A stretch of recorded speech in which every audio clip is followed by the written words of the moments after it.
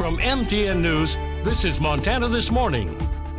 Development seems to be everywhere you turn, all across the state. See how one development in Bozeman is the only one of its kind in the state.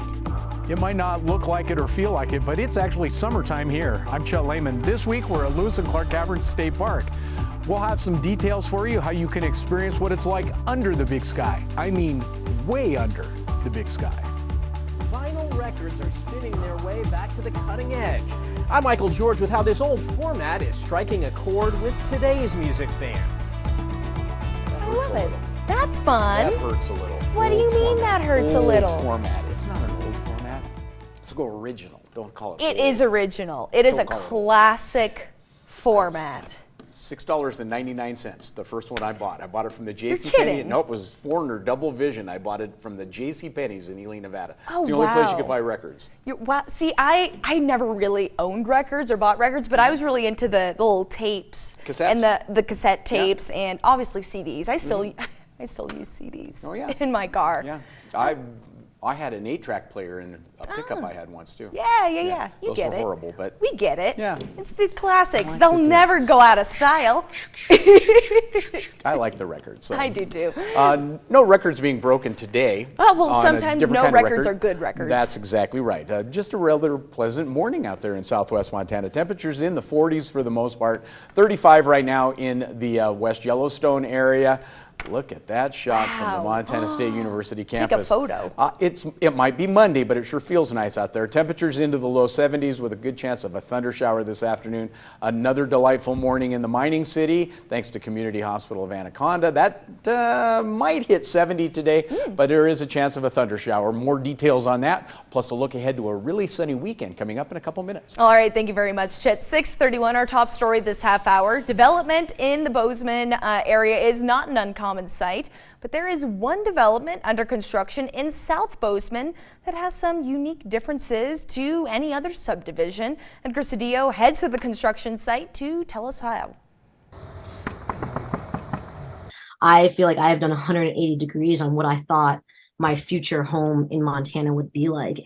Jane Lee Banning and her husband always knew that they wanted to move back and raise their family in Montana, but their image of what they would own changed. You know, my husband was born and raised in Montana. We always knew we were coming back to Montana. His family is in Montana. He graduated from MSU. He's very much Montana. And we figured that we'd have a couple acres. This is designed for people who want community in their life. The 5-acre development will have 43 units, with 2 being set aside as affordable. The others range anywhere from $300,000 to $700,000, with around 40 families being expected to move in. Everyone who's moving in is playing a part in the design of the development. I'm a single person, except I'm owned by my dog, and the two of us are going to live in an upstairs flat. Banning, who is in charge of the construction, will be one of the first families to move into her new townhome in this first-of-its-kind development in the Treasure State. A co-housing community there in Montana. There are no co-housing communities in Montana. They say that there are some misconceptions when it comes to co-housing, like not having a kitchen or a yard. You know, everything that you would typically see in a normal residential home. We have a fully, functioning kitchen. We have our own backyard. It'll be, fenced in. So we have private outdoor space. So yeah, this will be my house. Eric Bonnet is an architect on the development. He and his family will also move into the development that he helped design. Because I've just worked as another member with all the other people who want to live together to create our dream community. They say the design focus is also centered around sustainability in order to make them as zero net as possible. Will be solar panels on the roof, and we've designed we have thick insulation in the walls, almost twice the insulation of a normal code minimum house. While it may not be the acreage that she dreamt of, Banning says she's more excited now that she's able to build a community with her family. I want to be able to let my kids go outside and go play. Now, Edgar also tells us that construction on the project is wrapping up soon, and the first families are expected to begin moving in around the 4th of July. Now moving over to the national scene, Title 42 ended late last week, and many migrants have been waiting for weeks in Mexico ahead of the policy change. So with Title 42 ending, our Joe St. George explains what the policies are now at the border and why someone's nationality may matter more than ever. The situation at the southern border isn't just an issue in border states. Here in Washington, it's a major policy debate. So let's start with what's changing. Since March of 2020, if you were an asylum seeker and you came to the border, in most cases, immigration officials could immediately reject you in the name of public health.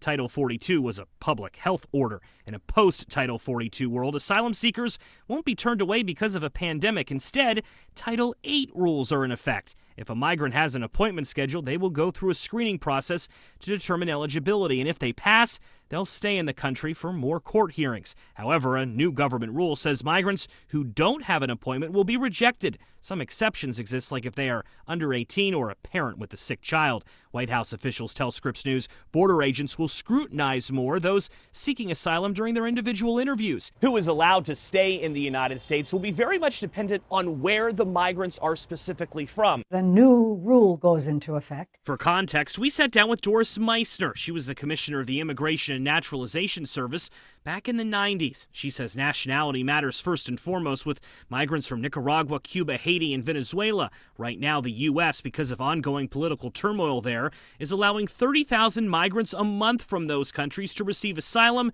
if someone here backs them. But they must do so from their home country or online outside the U.S. via something known as the CBP-1 mobile app. If those migrants show up without doing anything beforehand, they will likely face removal. Mexico has agreed to take them. There have been already 100,000 people that have come to the United States through that alternative. The biggest policy change, Meissner says, is that migrants will now have had to have attempted to declare asylum somewhere else first. Take, for instance, someone from El Salvador. The U.S. wants them to declare asylum first in a place like Guatemala or in Mexico. And if they show up at the southern border without doing so, they could be swiftly denied. The rule does not apply to Mexican citizens. What the administration's trying to do is create more orderliness in the flows. You said the goal is to have a little more order, but is it still going to be pretty chaotic? It certainly will be. Meissner says the hardest part with the new rules is that it may take a while for migrants to know about them, so they will still come. Not to mention, U.S. law still requires the country to accept people legitimately facing persecution. President Biden's rules may be rejected in the courts. You've been doing this 30 years plus. Is this the most challenging time? I think that it is, yes. Joe St. George, Scripps News, Washington. Now it's time to dust off your parents' record collection because vinyl is making a big comeback. Michael George shows us why music fans are once again spinning records in record numbers.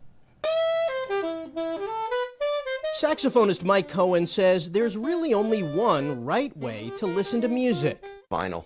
There's no comparison. No, none. Cohen has been collecting records for decades. He says vinyl sounds much richer than digital music. This is what they sounded like. You know, this is what this band sounded like. In the room. In the room. I mean, as close as you're gonna get. Bulky records sat on dusty shelves with the emergence of cassettes, CDs, and then streaming. But now music fans are rediscovering vinyl. 41 million records were sold last year, topping CDs for the first time since 1987. Formats have come and gone, but it's really incredible that this century-old format, has come back so strongly. Joshua Friedlander of the Recording Industry Association of America says more than half of today's record buyers are younger than 45. Some people like the classic look and feel, the bigger artwork, the tactile nature. Contemporary artists are taking notice, with vinyl releases from Taylor Swift and Adele topping recent charts. Mike Cohen says he's glad people are hearing the difference. There's a bigger appreciation for what's on the actual record versus just being able to punch anything up digitally. What was once part of music's past, now spinning back into the future. Michael George, CBS News, New York. I think that is so cool.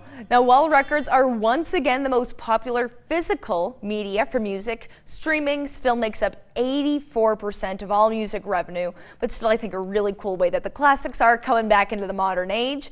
But focusing back into history, Montana has rich history, and there is one place that you can visit that can take you back millions of years back in time to the very beginnings of the Treasure State.